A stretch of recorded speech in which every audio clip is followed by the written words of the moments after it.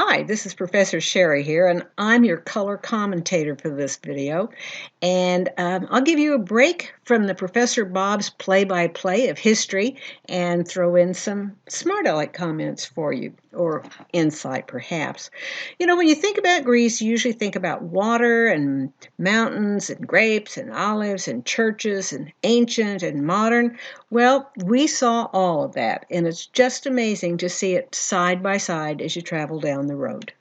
Let the play-by-play begin. Here's our tour. This is tour number 4 by Chat Tours. We really just wanted to see Mycenae, but this added a lot of stuff for the amount of money that we were paying. You can see this is the 2019 price, which is 87 euros per person. Now you are going to have to provide your own lunch, but there's a great restaurant that they're going to stop at, and it's relatively inexpensive. It's not that big of a deal. However, it is 10 hours long, and you're in the vehicle for quite a while. Now, it's not a gigantic bus. We had a little bit bigger than a minivan and had about 12 people. And it got off to kind of a rocky start because one of the couples wouldn't shut up when the guide talked, and he almost threw them off the bus. After the guide straightened everything out, we got on the bus, we left the Amalia Hotel, and we headed towards Mycenae. But we're going to have to go to Corinth first. And one of the nice things about driving from Athens to the south, and actually anywhere, is the scenery. Now, on the one hand,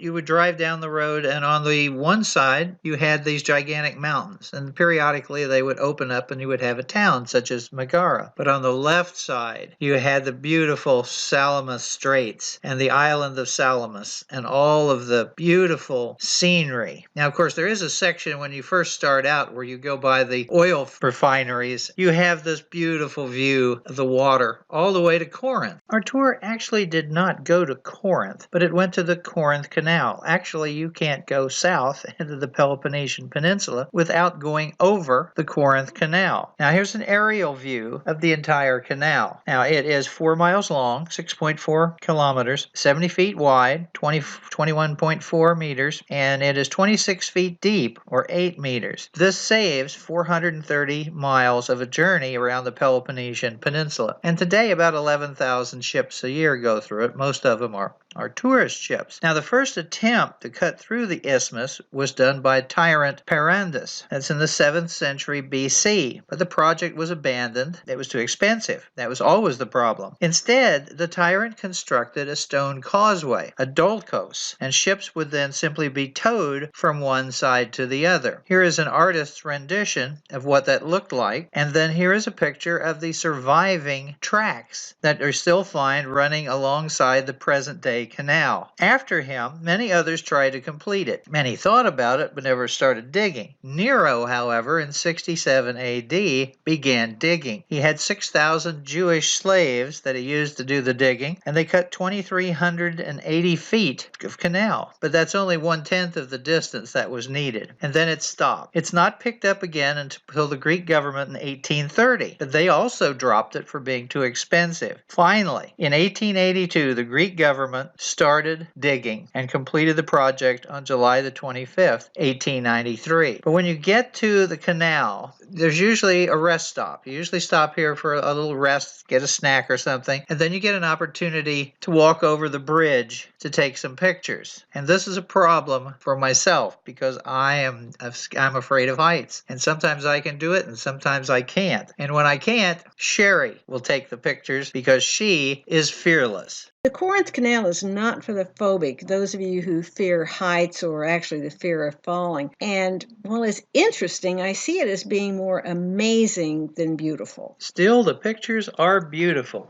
There's a shot that Sherry took that looks all the way back to where the ships would come in heading towards the Saronic Gulf. And then if you go around on the other side of the bridge, this is the view where the ships then come out into the Saronic Gulf. And later on, actually at the end of the tour, the bus actually went down to this particular area, so we'll be able to see it from ground level. Now, when ships go through here, it's really pretty amazing. Sometimes they're small ships. Sometimes they actually have races to swim the distance. Here we have one where a small tanker is coming through. Sometimes they transship oil from one tanker to the other. We'll put them in in the Gulf of Corinth and then in the Saronic Saronic Gulf and then exchange them. Here's one where they have a large cruise ship coming through there, and there's not a whole lot of gap. You can't make very many mistakes here. And a friend of ours had actually been on a cruise and had taken this picture as they were going through it. So it's pretty interesting to see. Now, although I'm afraid of heights, flying isn't a problem, and neither is going up in a balloon. This is a picture that I took out of my window as we were flying back from Athens to the United States in January after our trip to Egypt. And this is the view where you can see the Corinth Canal, and you can see with one end where the Corinth Gulf is and the other one where the Saronic Gulf is. Back on the bus, we leave the Corinth Canal and head towards Mycenae. But off to one side is this magnificent fortification. This is actually known as Corinth. This is the Acropolis of Corinth. The top of this was not only fortifications, but temples. And this is where the great temple of Aphrodite was located. Give the Greeks a piece of flat land, and they will plant and grow in a well-tended row. I can't even imagine unrolling or re-rolling the hundreds of feet of cloth it takes to protect the plantings. I can hardly handle 3 yards of drapery fabric at a time. After a while, we turn off of what I would call the Greek interstate at this exit. Notice it says to Mycenae, but it's also we're going to be driving through ancient Nemea. We didn't see any lions along the way, so I guess Hercules got rid of most of them. And then ultimately we start getting closer and closer to Mycenae. It is actually sitting between these two mountains up ahead, and we watched them for quite some time. But when we got to Mycenae, the first place we stopped was the tomb of Atreus, also known as the tomb of Agamemnon, the beehive tomb, or a tholos. The domed tombs covered with soil would be totally camouflaged unless the opening was exposed.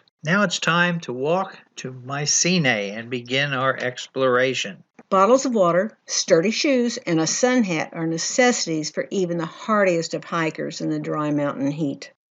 Here is the main entrance to Mycenae, known as the Lion's Gate. Amazing fitting of every single stone for structural integrity. The lintel of the Lion Gate is huge. I wouldn't want to stage an assault and be trapped in that little tiny box canyon it creates. Once inside Mycenae, the next thing that you see is the famous Grave Circle B, which is where Heinrich Schliemann found all of the gold, actually 23 pounds worth of gold, from a group of elites that were buried here. Then we continued on up to the top where the king's palace would have been, and this is the overview of the argolid that you see from the top of the citadel of Mycenae. It is spectacular. Of course, Sherry and I will be doing a walking tour of a much more in-depth view of the city of Mycenae a little bit later on. At any rate, once we made it all the way up to the top to get this beautiful view, then we worked our way back down the back side of it until we got back to the parking lot, and we reloaded ourselves onto the bus, and the next stop, the Amalia Hotel in Napulia. On the way, we drove by. It wasn't mentioned by the guide. It wasn't mentioned on the tour, but I knew what it was. It was Tiryns of the Great Wall, which is known as the home of Hercules. So I managed to get a few shots out of the window, and then on we went to the Amalia Hotel for lunch. After arriving at the Amalia Hotel, we went in and had lunch. The whole group sat together. We didn't carry on any conversation. Sherry and I talked, and nobody else talked to anybody other than their partner. And when it was over, we were the only people who left a tip, which was really odd. We ended up giving a little bit more because we didn't think it was right that the servers had done such a wonderful job and the food was so good, and we were the only people who tipped them. But that's probably one of the worst groups that we had ever been on a tour with. So it was strange. After we ate, Sherry and I walked around and we found the garden courtyard. A weed among the hibiscus. Doesn't look like a weed to me. It looks more like my red-headed Greek goddess. The school kids came pouring in, full of chatter and giggles, and once they learned we spoke English, they wanted us to stay so they could practice their English that they had learned at school. And actually, it was very good English. After talking to the teachers and the students, we headed out to the bus and headed off to our next stop, which was Napulia. As we drove away, we went by an artichoke farm field, which was kind of interesting. About 5 minutes, and we were there in the harbor at Napulia, which was a really, really, really nice, relaxing view. We weren't there very long. It would have been nice to have taken a boat out to the little fortress in the middle. Now, Napulia was actually the Ottoman headquarters of Greece when they controlled it. It's only after the Turks were removed that Athens became the capital. Beach towns.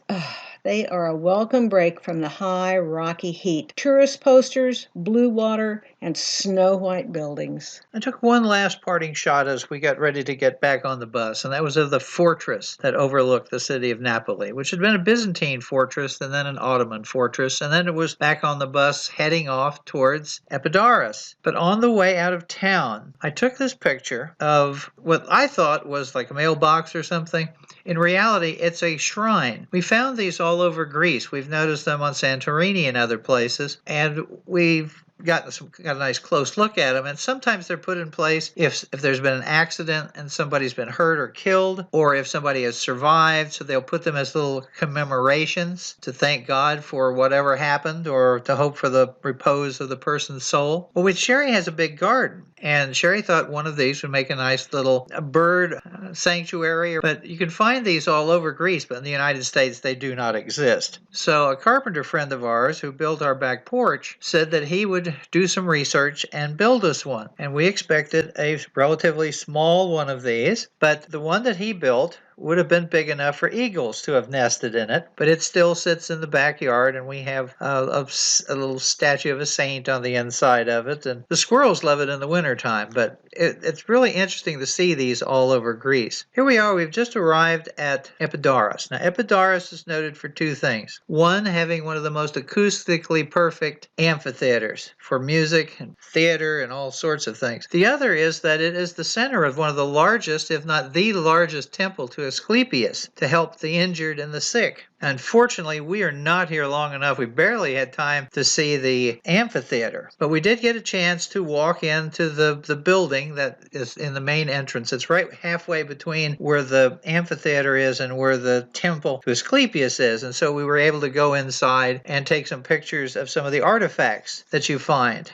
on the site. And then we headed for the amphitheater. Even though men played both male and female roles in the Greek theater, I still wanted to don my platform shoes and my big headwear and try some tragedy and the amazing acoustics. Usually when we get to an ancient amphitheater, I like to take a panoramic shot of the amphitheater from the front and then climb all the way up to the top. That we did not have time for. I also did not shout, "I'm Spartacus." But there was a foursome of female singers that sang a couple of songs, and it just reverberated magnificently. You know, in Greece in June, they have music festivals, and they use all of these amphitheaters all over the country. Now, as we're heading back, I was able to take this one shot of the Temple of Asclepius. Actually, I got through an open fence and took this picture and was promptly then run off by the people who said I had to go another direction. So we head back to the bus, and on the way, we find this nice little mother cat and her kitten living on the site. Usually when we find a cat on a site, I usually call it the mayor of that particular town. We get back on the bus, and we don't go back the same way. I thought we'd go back the quicker route. We did not. We went a winding route over the mountains along the coast, and I was able to get this shot